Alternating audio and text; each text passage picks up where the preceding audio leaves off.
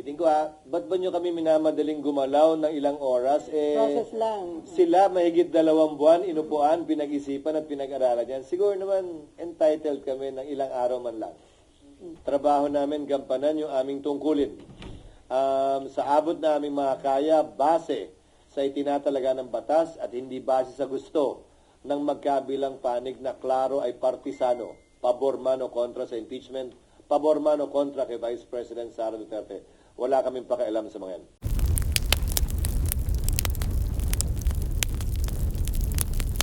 Yes, the penalty for a person convicted in an impeachment trial is removal from office and absolute perpetual disqualification to hold public office, elected or appointed.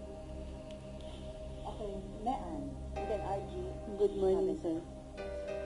Saan ako ba, ate? Ay, oo nga pala. Saan nauna pala siya? Sorry, dalawang Sir, Mean. sir, sabi mo kanina, kailangan amend yung rule, magkakaroon kayo ng pre-trial, mahabang proseso. Yung kay Justice Corona David, umabot ng 2 months bago nagsimula. So ano yung chance ngayon ng impeachment dito sa Senate? Wala na. Anong ibig sa kasalukuyang Senado? Yes, sir. Kasi 1 month na yung natitira sa 19 sa Kung ang June. sinasabi mo ay trial, magkakaroon ba ng trial sa 19th Congress?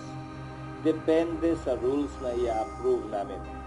Kasi gaya ng sabi ko, isa sa mga posibilidad, yung innovation ng Korte Suprema of late, meaning pagkatapos ng rules namin noon, na pwedeng mag-receive ng ebidensya ang commissioners, na pwedeng buuin ng may iwang 12 senador, na maaaring magsimula ng June, bago mag-June 30.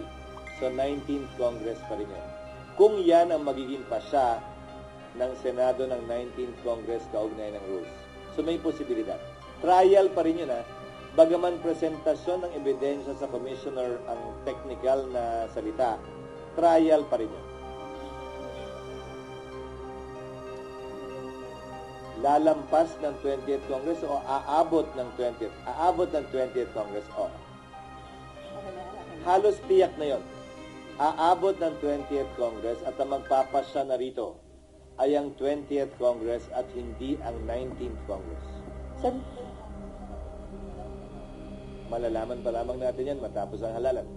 sir, may patanong uli. Si Erap na pardon, pwede bang ma-pardon din si Sara at eventually run again? Yes, Erap was not impeached. Erap was convicted and then was pardoned. Yes. Dun Not yung by the pardon. impeachment court. Okay. Dahil hindi naman natapos yung impeachment ni dating Pangulong Estrada dahil sa Exodus.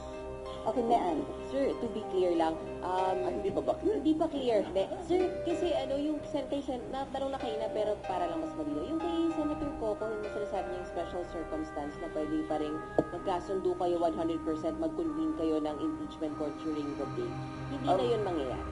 Only when, as I said, the impeachment court was convened. When we, the legislature, the Senate as a legislature,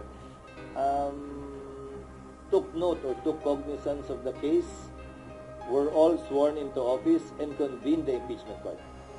Hindi naman nangyari lahat yun During session.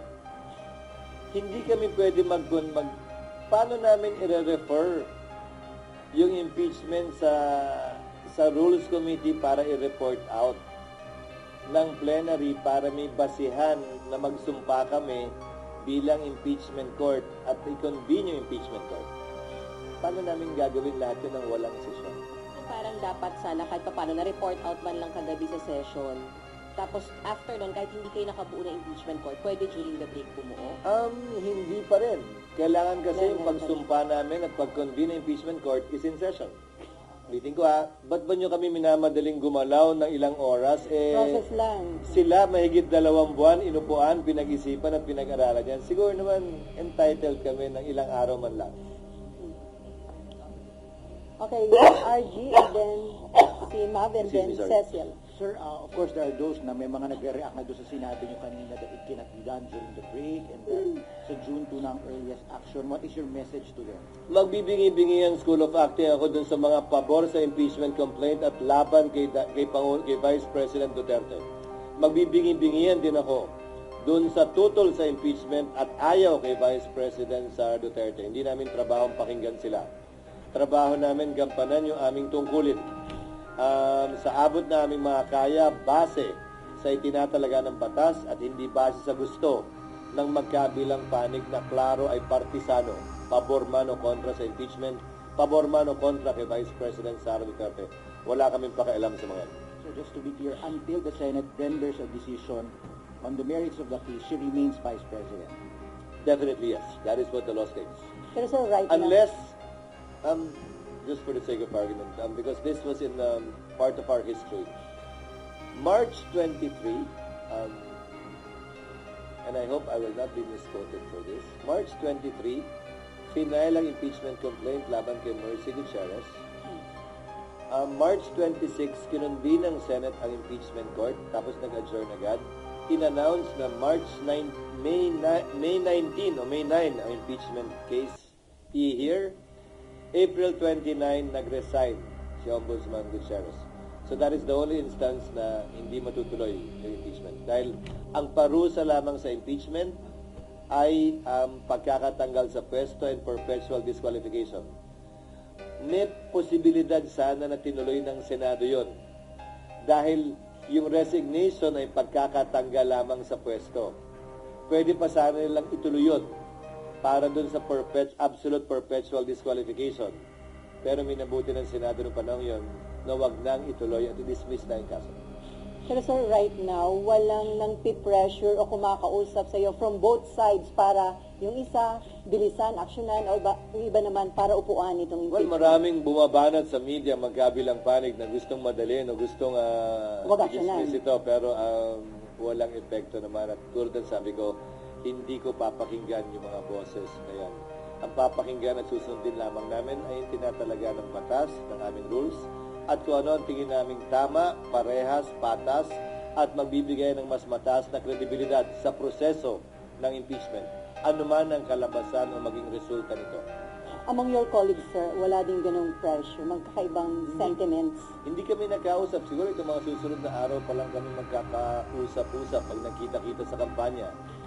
Pero ulitin ko, walang nangyaring meeting, pagpupulong o focus na napag-usapan ito para yung mga sentimentong binabanggit nyo ay masabi o mailahad na aking mga kasamahan dito sa Senado. Okay, ma'am. Cecil and then Robert. Sir, pwede ba explain lang po na magkaiba yung session days sa trial days? Iba yung legislative calendar. Iba. Nung nagdaan, ang ginawa nila ay, kung naalala ko, tama, hapon ba? Yung sa corona? Opo. Sa umaga yung regular Hapon, session. tapos sa umaga yung regular session. Pwede rin naman namin gawin uli yun. Or baliktad, umaga yung hearing, may takdang panahon, at yung session ng wala. Para mas mahaba yung talagang trabaho namin ng legislasyon. Kesa may cap yung trabaho namin sa legislasyon, we can switch it up.